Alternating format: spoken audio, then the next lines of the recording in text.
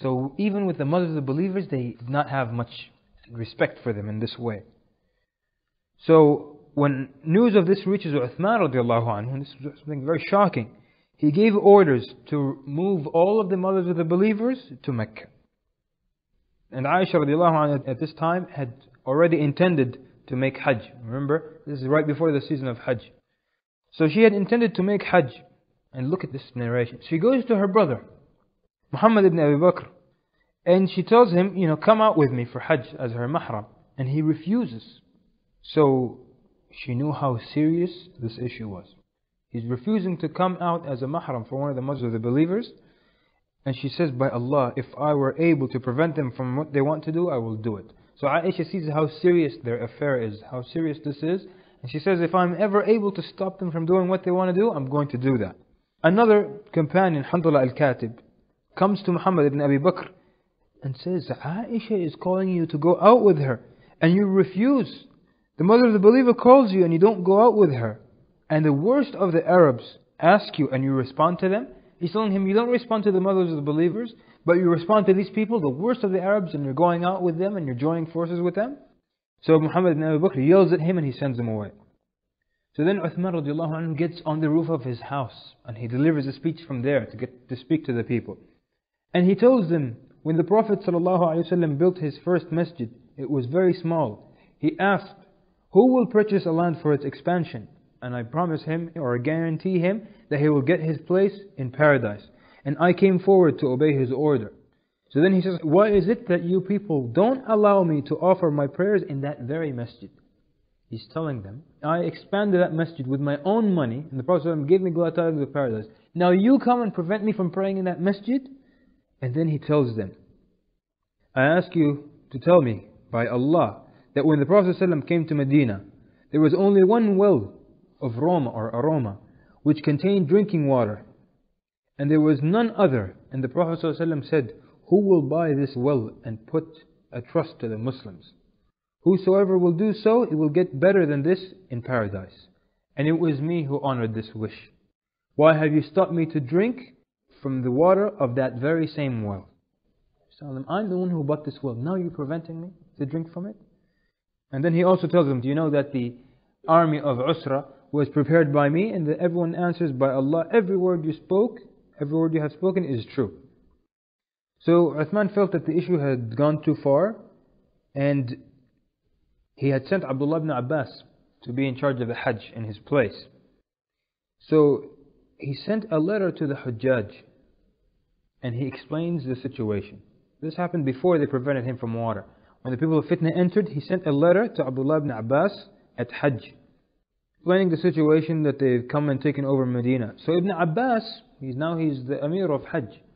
He receives the letter and he reads the letter to the Hujjaj on the 8th day of the Hijjah. And so many of the Hujjaj, when they heard this, they slaughtered quickly on the day of Eid and left immediately to Medina to help the Khalifa. Some of them, when they arrived at a time when the water was prevented from Uthman. And others, when they arrived, it was too late. They had already murdered Uthman radiallahu anhu. So the people of Fitna intended to kill Uthman, and the water didn't work. It's not working.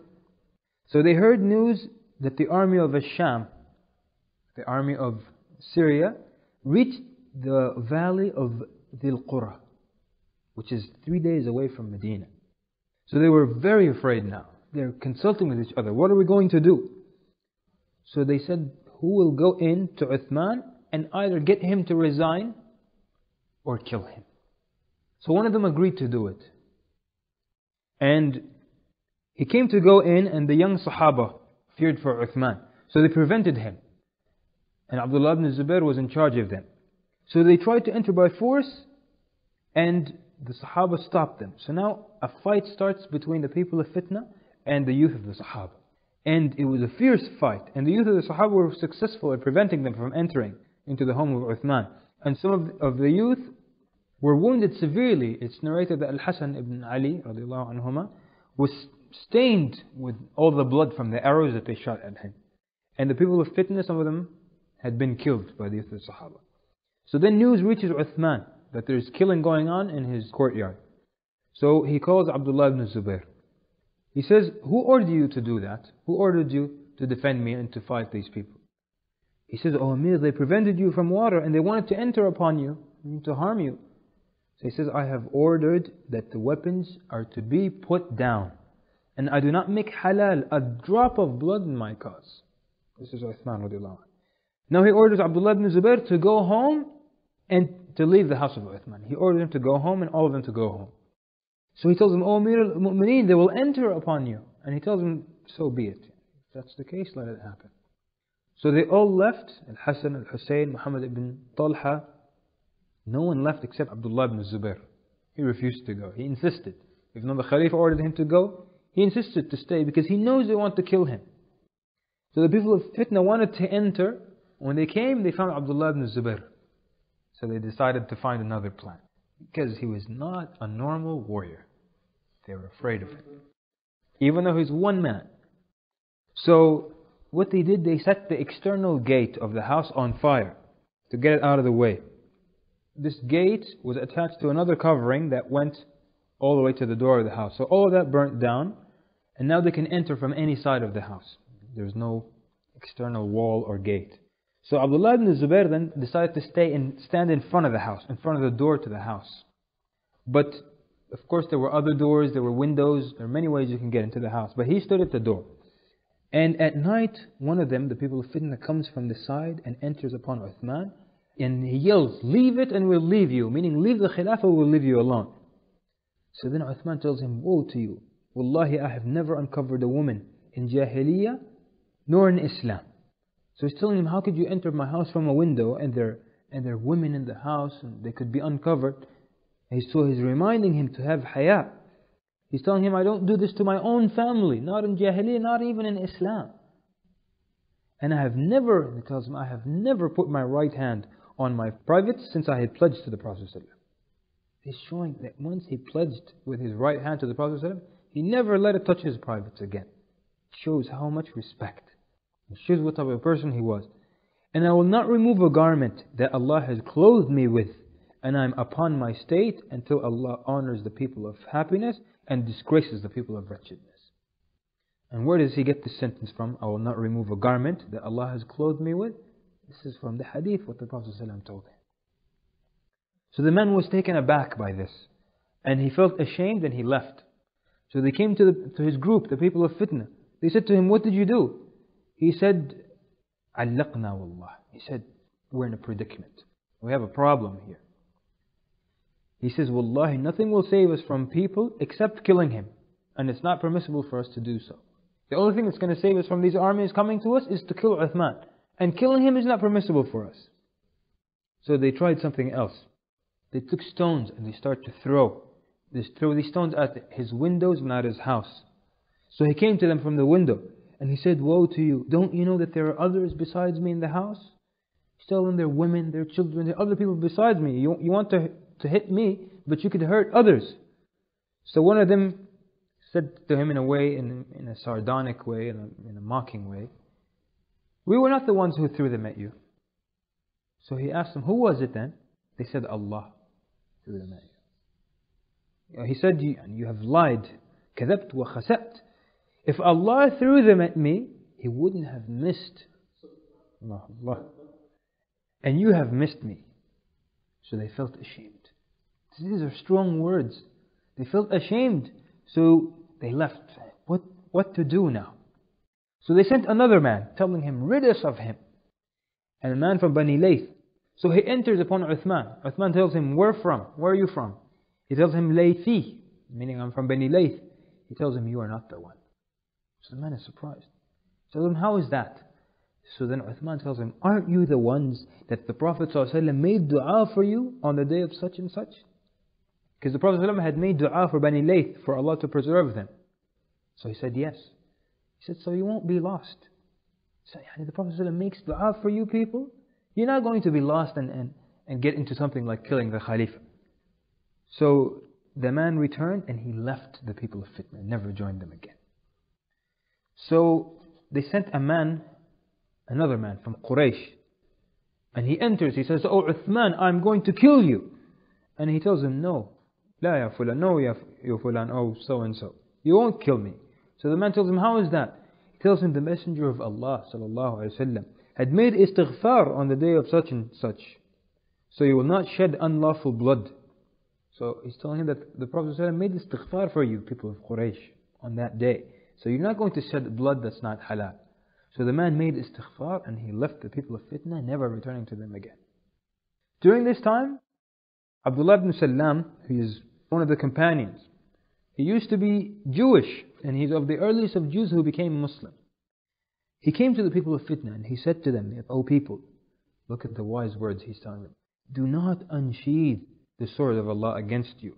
By Allah, if you unsheathe it, it will not be sheathed again."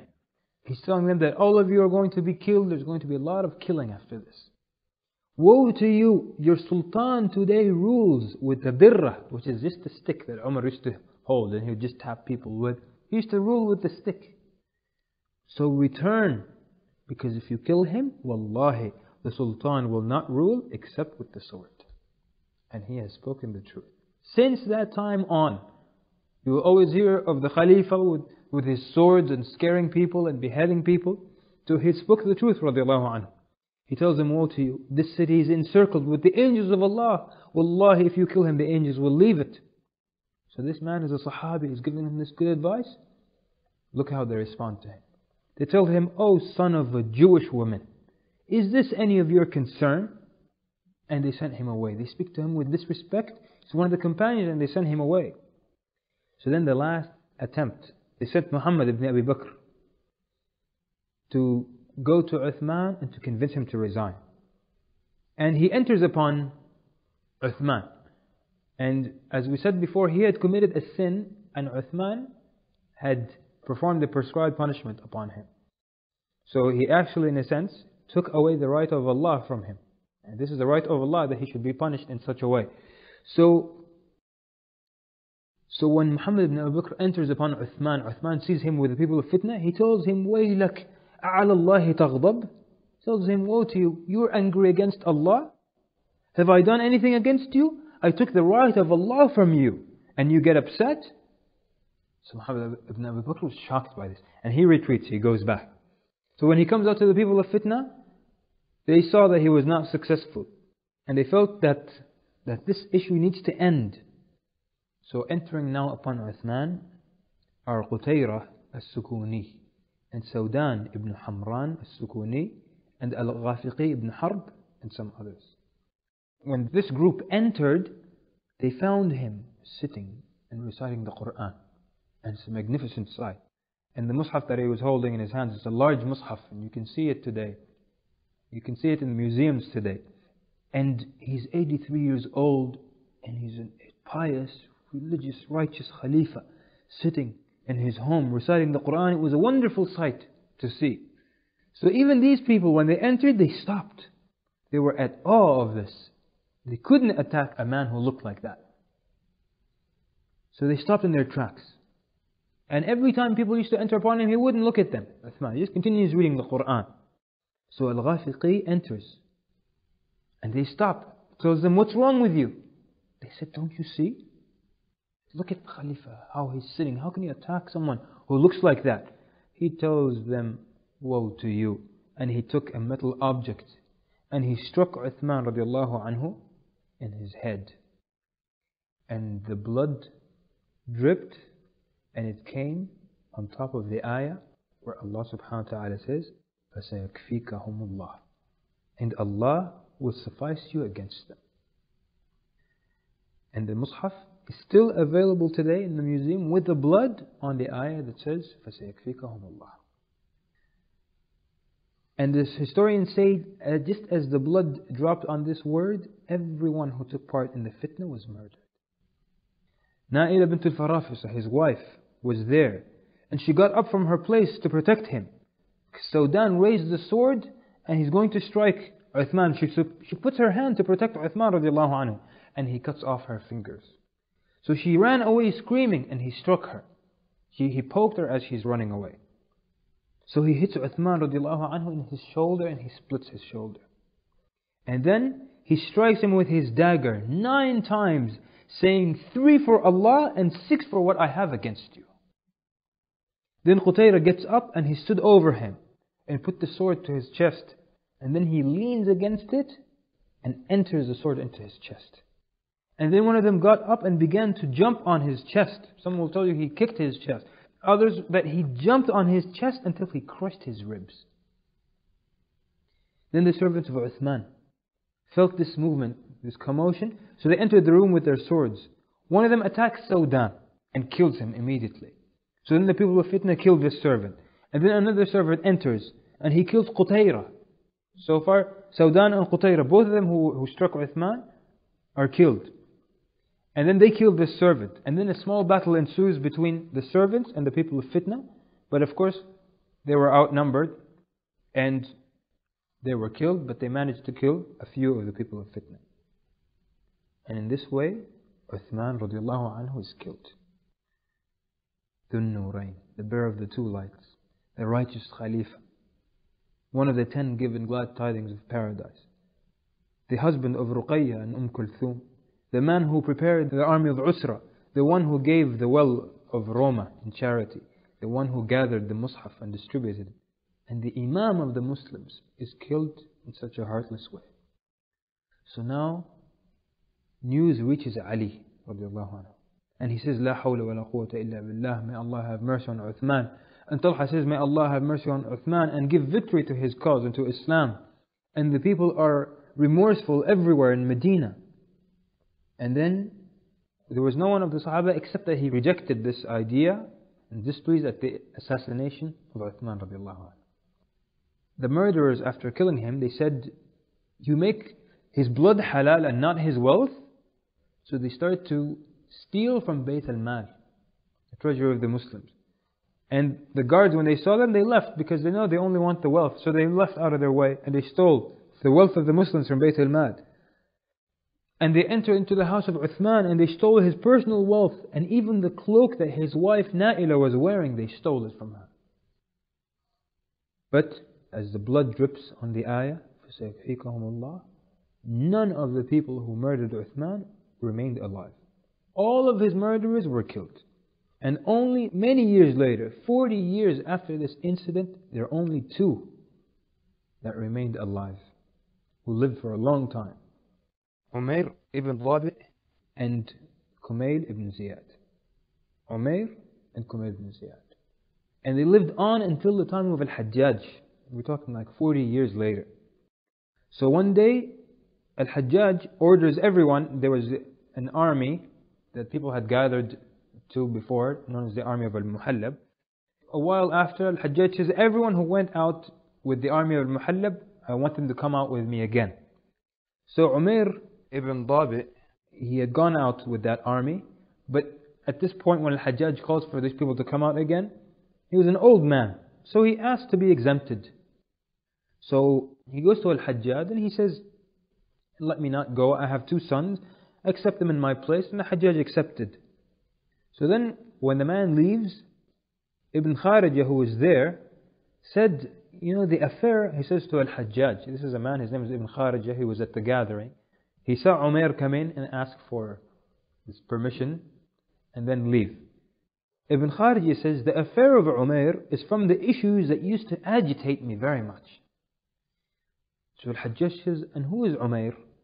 And he says, the Shaykh, meaning the old man. And Al-Hajjaj says, Umair ibn Rabi'? He says, yes. He says, isn't he one of those who revolted against Uthman? And he says, yes. He says, bring him to me. The man comes back and Al-Hajjaj commands that his neck be struck. And then since he rekindles this incident, Al-Hajjaj says, is anyone else still alive from the people of Fitna? And I tell him, yes. Kamaal ibn Ziyad al-Nukh'i. And he says, where is he? They said he is hiding because he knows what's going to happen to him. So he says, bring me al-Nukh'. He's from the tribe of from al-Nukh'. He says, bring all of them. And they brought all of them, 2,000 people, his whole tribe, and they put them in prison. He says, Wallahi, I will not leave you and I will cause you anguish if Kamaal does not show up.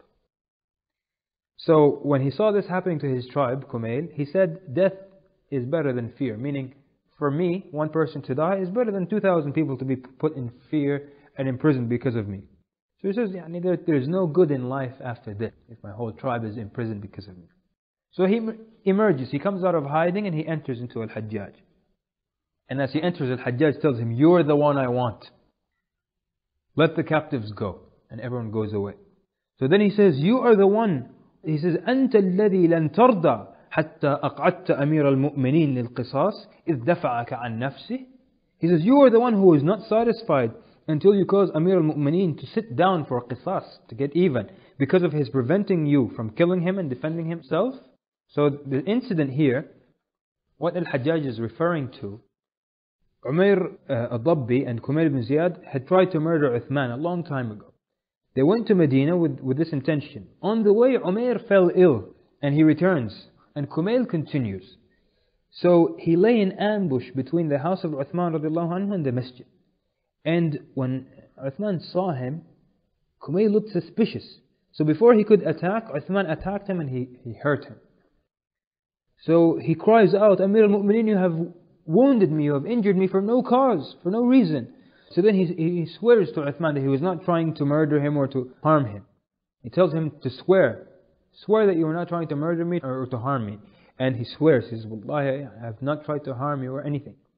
So then the companions gathered and they wanted more investigating. They said, let's investigate more. But Uthman said he swore in the name of Allah, so just let it go.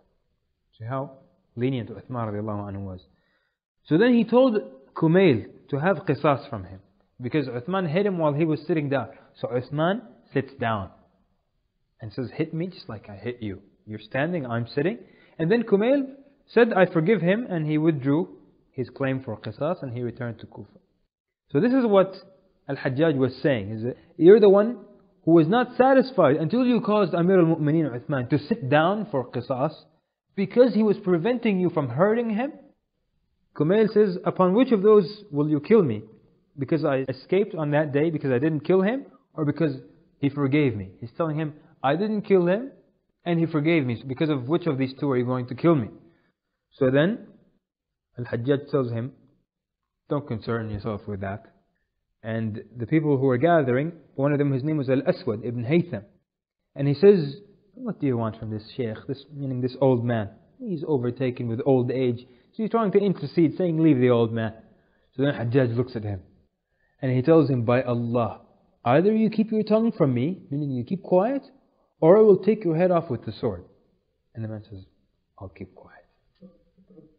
So Al-Hajjaj then calls out, O Adham ibn al-Muhriz, O Adham ibn al-Muhriz, kill him. So Al-Adham says, thou kill him, and the reward is between me and you. And Hajjaj tells him, yes. So he's saying, I'm going to kill him, and we'll share the reward for killing this man, one of the people of Fitna. And Hajjaj says, yes. So then Adham tells him, you keep the reward, and if there is any sin, it's on me. What he's telling him, I'm ready to kill this guy even if there's no reward involved. And I'm sure that there is no sin. That's why I'm saying, if there is any sin, I'll take the sin. You keep the reward. So then he cuts off his head. And that was the last of the murderers of Uthman. Even though this was 40 years later, every last one of the murderers of Uthman was killed. Just as it says in the ayah, فَسَيَكْفِيكَهُمُ اللَّهُ. Another narration by Ibn Qilaba. He says that he was in Sham when he heard a man mention the hellfire. So he says he sees a man with no arms and no legs, and he's blind and he's falling down on his face. So I asked him about his condition, and he said, I was of those who entered into Uthman's house, and when I came near to him, his wife screams, so I hit her. So Uthman said, may Allah cut off your arms and legs and blind you and enter you into the hellfire. He says, I was overtaken by fear and ran away and was afflicted by what you see now, and the only thing that has not come yet is the hellfire. And then Abu Qilaba here says, so I said, بُعْدًا لَكَ وَسَحْقًا, I want to be distanced from you. So just to show you, of those who weren't killed, this is their situation. When Uthman radiallahu anhu was murdered, Na'ila bint Farafisa radiallahu anha, she sent to Abdurrahman ibn Udais from the people of Fitna.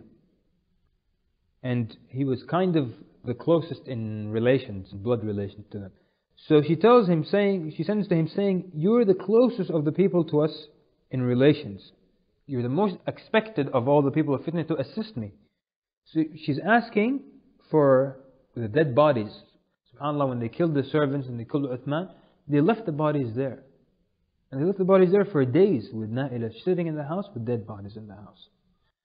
So she sends to this man saying, let's bury the dead. So he insulted her, rahimahullah. And at night, Marwan ibn al-Hakam, and with him some companions, Zayd ibn Thabit, and went to Ali. And they told him it's not right for Amir al-Mu'mineen not to be buried until now. And they went to Talha and Al-Hassan and Ka'b ibn Malik, and they went to the people of Fitna and said, you killed him, now let us bury him. What else do you want after you killed the man? So the people of Fitna said, no one else goes out with you. We're not going to have a big funeral, just no one else goes out. They feared that if the public sees this, that they're going to revolt against them. So they said, only you go out and bury him. So they went out, and with them were some women and a few young people. And Marwan ibn al-Hakam led the salah because he was the closest relative. And they buried Uthman radiallahu anhu in what later on becomes a part of Baqi'. They also buried some of the servants at that time. The people of Fitna said, every 5 people take 1 body. And there are a few people who went out to do the burying. So every 5 take 1 body. So some servants were left in the house. After they buried the few servants and Uthman, the people of Fitna said no one else is going to be buried after this. Even though there were still servants dead in the house. So they left the others. So then Na'ilah, the wife of Uthman, complains to the people of Fitna. And they came, because she's alone in the house with dead bodies for days. So they came and they pulled them from their feet and threw them in the streets. So the dogs came and ate them. And Uthman radiallahu anhu was buried at night, and very few people prayed over him, and his daughter was crying, and his wife was crying. And this was in the 18th of the Hijjah, in the 35th year after the Hijrah, and he was 83 years old, radiallahu anhu. So the people of Fitna now had total control of Medina, to the point where now they're the people who lead the prayers. They lead people in prayer.